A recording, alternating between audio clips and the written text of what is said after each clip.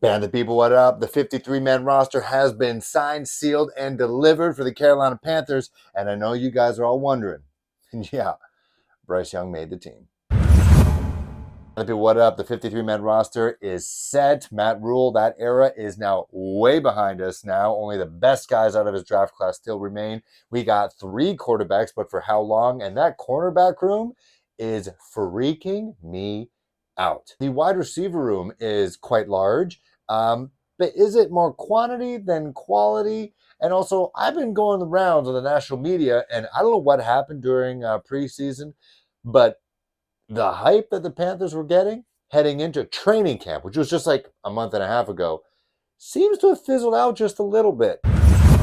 Start with the most important position, the quarterback. Of course, Bryce Young and Andy Dalton, the 1-2 punch, and Matt Corral still with the team for now. Frank Reich did say, though, that, if there was an injury of significance and they'd have to find some space on the roster to fill that in, let's say Brian Burns was hurt, Matt Corral is out. But in the meantime, Matt Corral telling the media today that he is happy. He is still with this offense, and I think it makes sense. Last year was just a complete bust and a waste of a year for him. He injured himself in the preseason with the Liz Frank, and now he's back. It would not be good for his development. If I'm him or his agent, I do whatever it can be possible to stay with the Carolina Panthers because of the coaching staff that's there.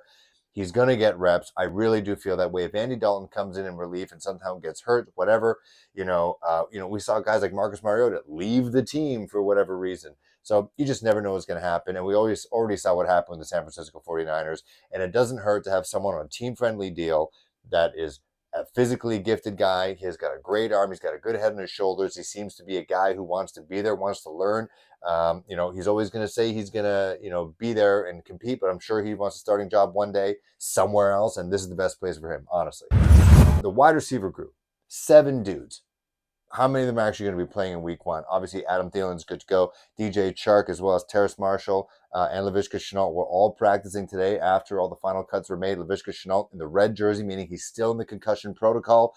Terrace Marshall was practicing a little bit more. That means the back injury, whatever it was, is getting a little bit better. I don't want him to push it. Obviously, it was no contact as well, so it'll be interesting to see if he is healthy enough, once he gets that first initial hit right up in the middle in Atlanta, if he is starting, to see how his back reacts to that, because the back, as I mentioned before, is a funky thing, and so it can always react to a bunch of stuff. Also, DJ Chark didn't really practice much. He was getting rehabbed on his hamstring.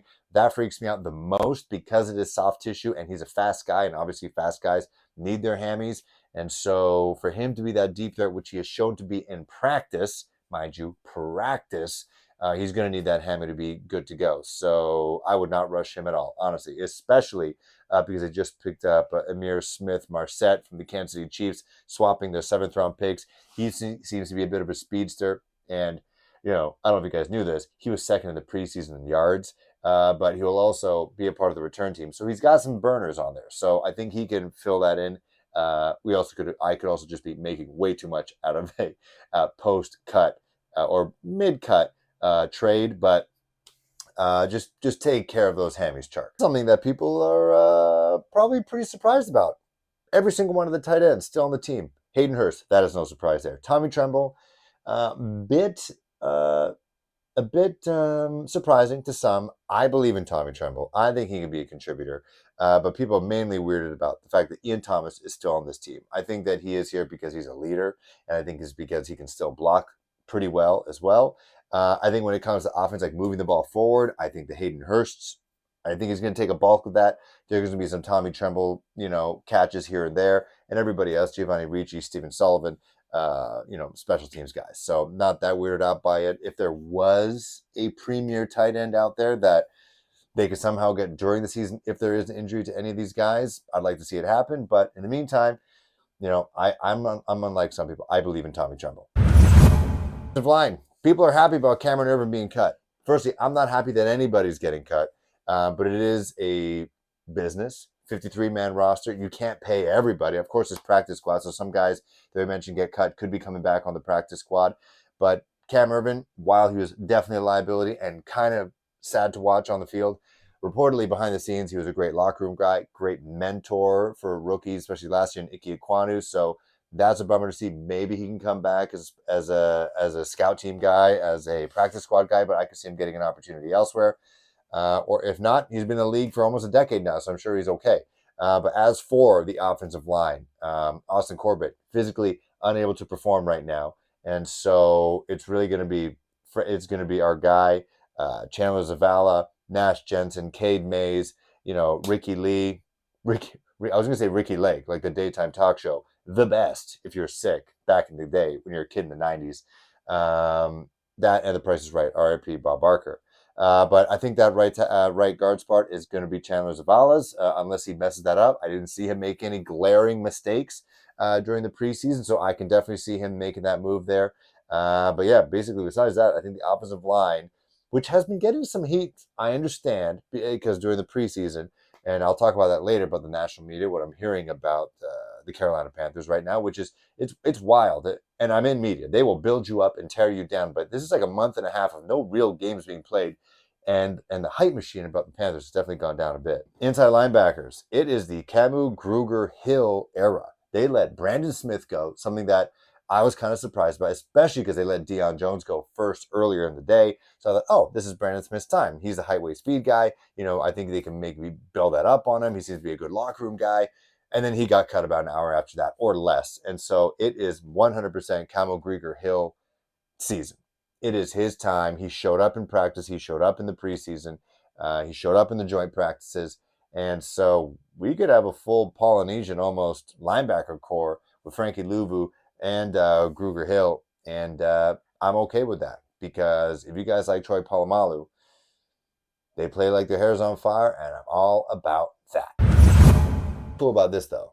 The cornerback room last year was exposed, with Dante Jackson going down with the Achilles, and then later on the year with J.C. Horn getting injured again with a broken wrist.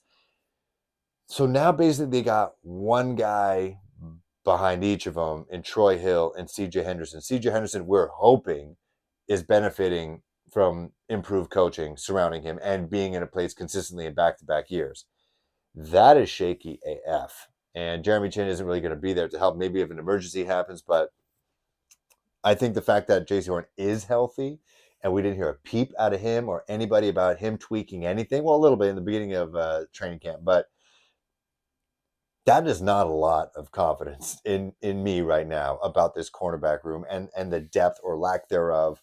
If I'm Scotty Fitt, I scour who got released, try to pick up some people somehow, put them on the practice squad, have them get ready, have them train with the first team, because Troy Hill and C.J. Henderson being the guys to look at, to potentially come in clutch. If either of these guys go down, who are both coming off injuries, one more significant than the other, that's a lot of pressure to put on these two guys who are basically unproven at this point, to help buoy a season so that it doesn't fall apart. National media seems to have cooled on the Carolina Panthers hype train for whatever reason.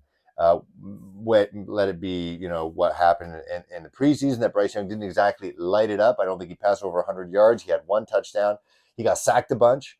And then, especially in the NFC South, which is a poopy division, maybe what they saw with Bijan Robinson out of Atlanta, like, oh, okay, he could be a bell cow. They could just be a running team. They could basically be the Tennessee Titans of the NFC South.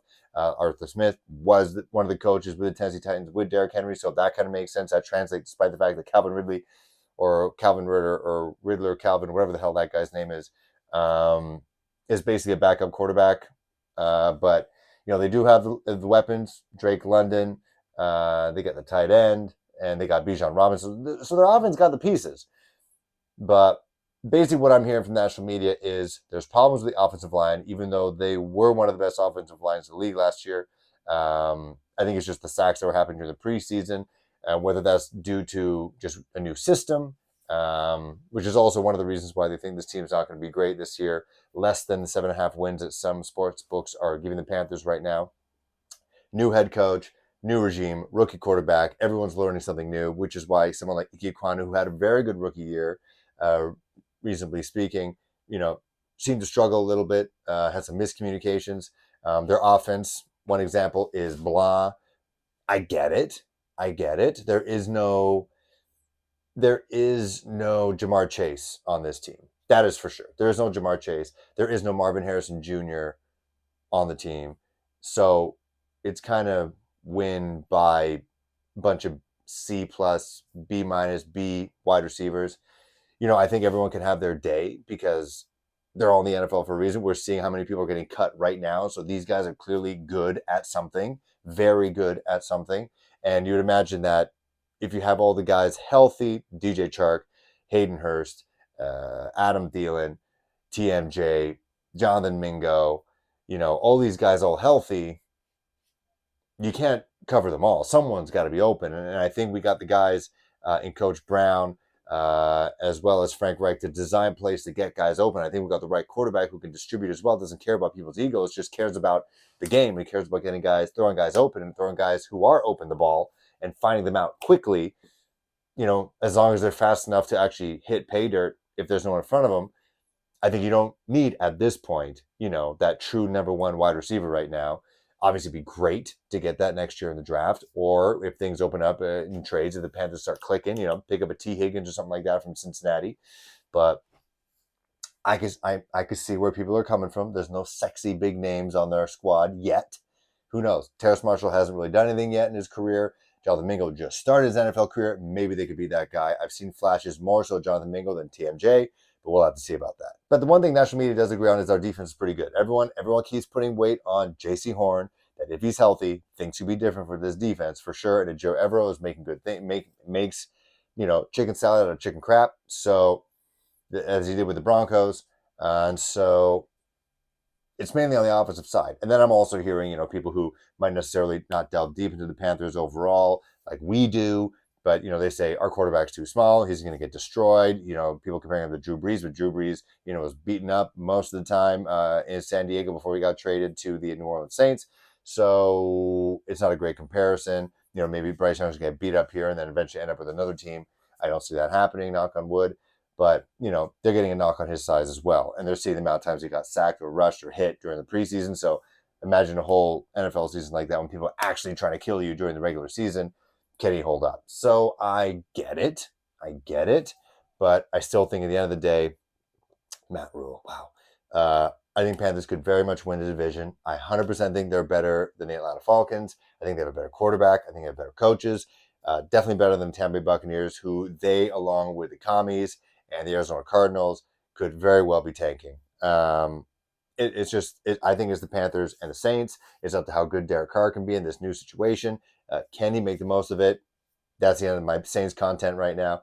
But I see where some of the national pundits are coming from. But as someone who covers the team and follows the team every single day, I can see some flaws.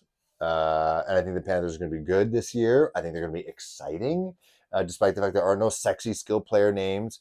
Really, if you take a look at it, it's Miles Sanders. He's like the sexiest name, and we haven't even seen him really play anything yet. And it's Bryce Young. Bryce Young is the sexiest. Miles Sanders is the second sexiest. Everyone else is kind of like workers' man sexy, blue collar sexy, country music sexy. So that's my thoughts. Let me know what you guys think on the 53-man roster. Any surprise cuts? Or you're just kind of like, yeah, it all tracks. And also, yeah, how are your expectations? The preseason is now behind us. We are about 2 and a bit weeks, less than 2 weeks away from the regular season starting in Atlanta. Panthers are 3.5 point underdogs right now. Do you agree with that? I think I would take that. Let me know in the comments below. Make sure to like, subscribe, spread the word. See you guys soon.